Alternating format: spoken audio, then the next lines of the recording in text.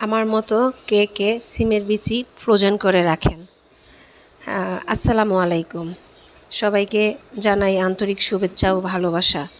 আমার মতো কে কে সিমের বিচি ফ্রোজেন করে রান্না করেন জানাবেন প্লিজ। এই দেখেন, রান্নার মাঝখানে যদি এরকম জ্বালায় তাহলে কেমনটা লাগে। সে আমাকে কাজ করতেও দিবে না, কিছু করতে দিবে না। ওকে এক পাশে রাইখে আইসা বুঝাইয়া খেলনা টেলনা দিয়ে আইসা আবার রান্না করি, আবার ওকে খাওয়াই, ওকে গোসল করাই, ওকে ঘুম পাড়াই। আমার ব্যস্ততা এখন ওকে নিয়ে।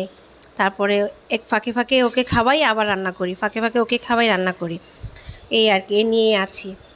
প্রথমে একটু তেল দিলাম, পেঁয়াজ দিলাম, আদা রসুন বাটা দিলাম, হলুদের গুঁড়ি, মরিচের গুঁড়ি, জিরার গুঁড়ি দিয়ে টমেটো দিয়ে কষে তেল যখন উপরে ভাসা ভাসা ওঠার পরে আমি দিয়ে দিলাম সিমের বিচি।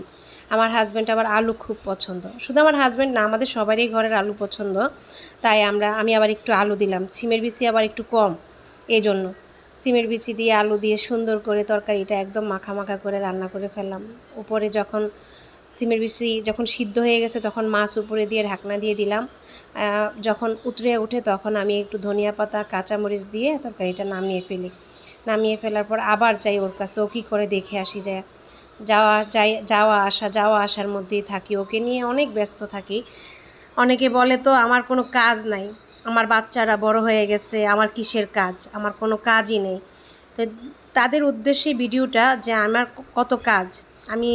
আমার হাজব্যান্ড খুব পরিপাটি থাকতে পছন্দ করে, তাকে নিয়ে আমার পুরা ঘরটা পরিষ্কার পরিচ্ছন্ন করে রাখতে হয়। এই ফাঁকে আমার বাবার বাড়িতে গেলাম, যায় দেখে আমার বাবা আমাদের ক্ষেত থেকে খুবই সুন্দর লতি উঠে আনছে। এগুলো আমার বাবার ছাগলের পাল। আমার বাবার অনেকগুলি ছাগলের খামার আছে, গরুর খামার আছে, মুরগির খামার আছে, আমার বাবা এগুলি পালে। ওই দেখেন, আবার টাইসনের মুখ মুছে দিতেছি। দুপুরবেলা আবার একটু ভর্তা মাখিয়ে হাজব্যান্ডরে দিলাম, বিকালে একটু ছাদে উঠে মেয়ের সাথে খেলা করলাম। আসসালামু আলাইকুম।